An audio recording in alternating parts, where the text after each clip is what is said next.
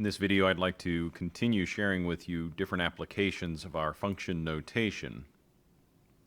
In this particular problem, we've got an NBA player from the 1980s, early 1980s, that used to shoot his free throws underhanded. And with the little help from our friends in the physics department, something interesting was discovered about the way this person shot the ball. And as it turns out, when throwing the ball underhanded towards the basket, the ball was released at a 70-degree angle and 3.5 feet above the floor. So it's below or at this person's knee, and they're throwing it upward at a 70-degree angle towards the basket. And again, by borrowing some equations from our physics department, we've established that this formula here, h of x, would represent the height of the basketball as it is x feet away from the shooter, from the person shooting the basket. And this formula here describes how high that basketball would be. The only component that's missing right now is this parameter v. And now v happens to be the initial velocity, or how fast the ball was thrown. And if we provide that value, then the height of the basketball can be determined at any x position along the way.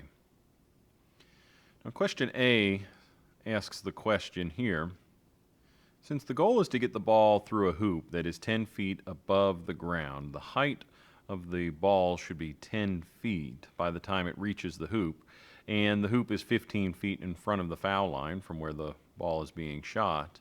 Can we use those two numbers to establish the velocity, the initial velocity with which the ball must be thrown? And I would say yes, we should be able to do that. Essentially what we're saying is that the height of the ball, 15 feet away from the player, should be 10 feet in the air. And our formula, being h of x, equals this expression here. Well, we know that x is supposed to be 15. So anywhere that we see an x, we're going to change that to 15. And we also know that h of x in total is equal to 10. So by making the appropriate substitutions, the only, quote, variable, the only unknown value that we have here is going to be v. And then we'll be able to use our algebra to solve for v. So the setup might look like this. 10 is equal to negative 136 times 15 squared divided by v squared plus 2.7 times 15 plus 3.5. Take a moment now to solve for v. Pause the video and resume playback in a moment to check your work.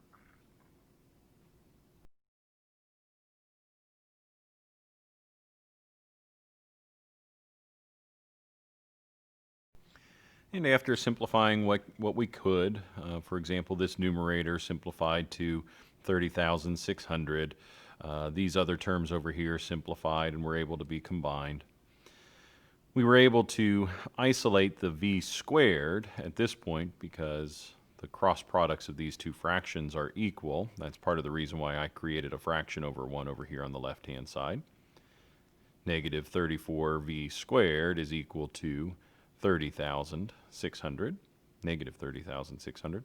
So we could divide both sides by negative 34, and we know that v squared is equal to 900. Therefore, v is equal to 30 feet per second. Now, of course, the square root of 900 could also be negative 30, but positive 30 feet per second is the solution we're looking for since we're throwing this ball forward and not backwards. Well, now that we know what the initial velocity ought to be, we should be able to answer part B now. What's the function, or write the function for the path of the ball using the velocity that we just established? So here again we're saying that the height of the ball based on the distance from the player, as long as they're throwing it at 30 feet per second, would look something like this.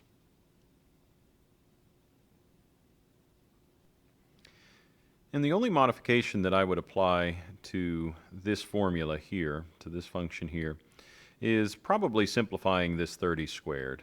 We know that the velocity is 30 feet per second, and that number 30 must be squared. So maybe I will write this as 900. And now we've got a very nice formula that can be used to establish the height of the basketball based on its horizontal distance from the foul line, as long as that ball is being thrown at 30 feet per second.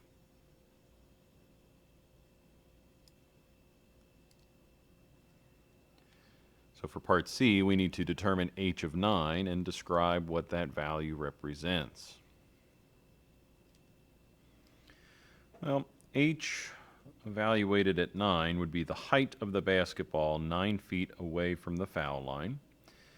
And we would simply simplify or execute this calculation, with 9 replacing each of the x's in the expression.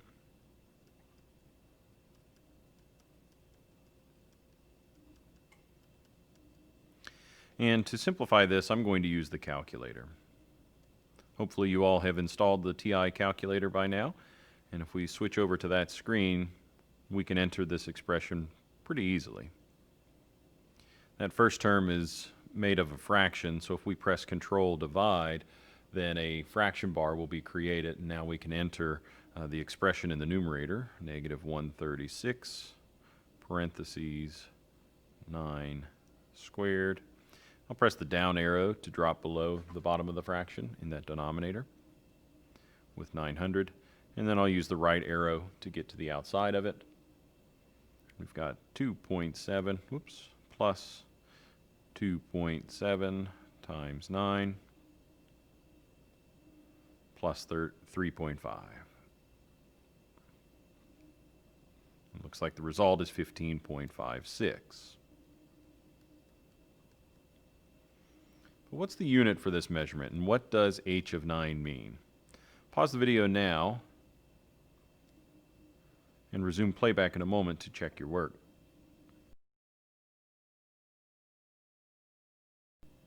Well, 15.56 is a measurement of feet, and that measurement is the height above the floor.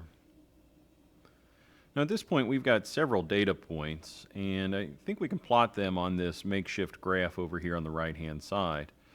The horizontal axis is x, or the distance from the free throw line. Here's where that player is standing at the free throw line.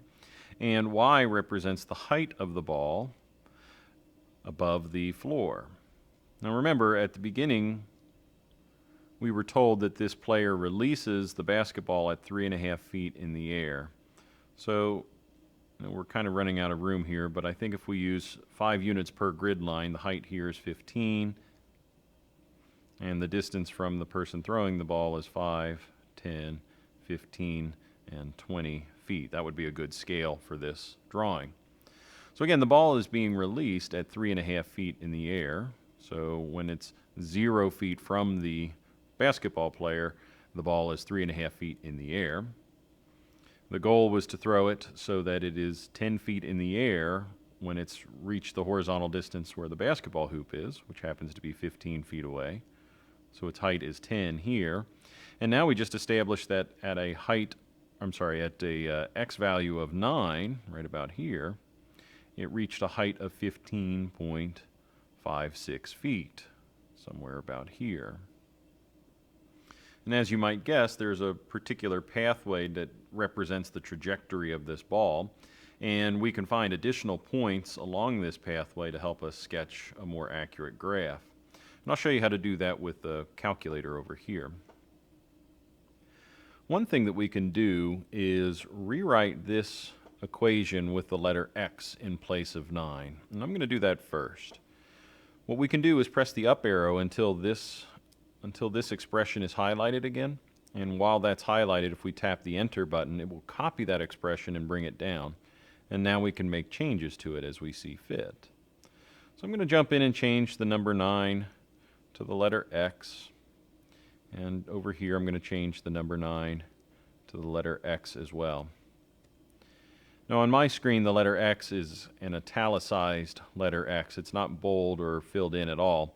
And that's good for now because that implies that the letter X doesn't have any value to it. When I press enter, nothing really is done other than maybe simplification of the fraction that this calculator can perform. But there's no execution, there's no numerical result associated with this. But what we can do is we can store a number in place of X. Let's say we want to know the height when the distance is 5 feet away, when the ball is 5 feet away from the person that threw it. Well, we can do this. We can press the number 5 and call this command here, this storage command, right above the variable. We get that by pressing Control, then Variable. We'll take the number 5 and store it in place of X. 5 arrow X means that the letter X is going to be changed to the number 5. When we press Enter, nothing really changes. This is the calculator's way of saying that, okay, I've now stored the number 5 in place of X. Well, what do you want me to do with it? Well, again, if we press the up arrow until that expression was highlighted again, when we press Enter this time, it's copied down. But this time through, the letter X is not just an italicized letter X, but it's a bold letter X. And that tells me that there's a number associated with that letter. That number happens to be 5 based on what we stored a moment ago. So when I tap Enter now, the calculator shows me a result of 13.2. By the way, we're working on question part D. Question part D says to find additional points and graph the path of the basketball. So for part D, it looks like we found another coordinate, 5, 13.2, repeating. We got that from our calculator. We might as well go with nice increments that are on the scale here. So we'll have a 5-foot data point, a 10-foot, 15. Well, we've already got that, and maybe out to 20. We'll see if that's sufficient for us to graph. So at 5 feet, we had a height of 13.2. That's somewhere between 10 and 15, a little bit closer to 15 than 10. So I'll put a dot right here. We'll switch over to our calculator, and I'm going to store the number 10 this time, 10 in place of the X variable. Again, 10 store X, press Enter, and now the X value has changed to the number 10. We'll press up a few times until this expression's highlighted, tap Enter. This looks the same as it was before, but now we know the X is equal to 10 based on our previous command. And now the height at 10 feet from the person throwing the ball is 15.38 or 15.39 when rounded. We can graph that here, just slightly higher than where it was a moment ago. And then, oops, sorry, I got ahead of myself there. That's not higher than it was before. It's actually a little bit lower than it was. We were at 15.6 feet when X was 9. So there's 15.38 feet, 39 feet, when X is equal to 10. For an X value of 20, go ahead and try this one on your own. Please pause the video now and resume playback in a moment to check your work. The result we get here is kind of interesting. We get negative 2.94. Negative 2.94. Now that's below the floor here. Negative 2.94 is down here somewhere. And in the real world, of course, that can't happen. The ball itself will strike the floor and it won't go through the floor, most likely. But as far as a data point goes, and as far as an equation is concerned that models the pathway of this ball, that's perfectly fine. We just know that we're limited with regards to the domain. We don't want to let the X value to exceed, some spot right about here, I would guess.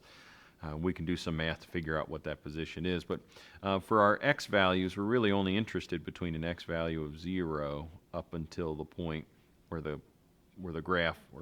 ball would hit the ground, where that graph strikes the X-axis. And we can sort of sketch a curve along the way here. Doesn't have to be perfect. But as long as it's indicative of the pathway of the ball, I think we're going to be in good shape.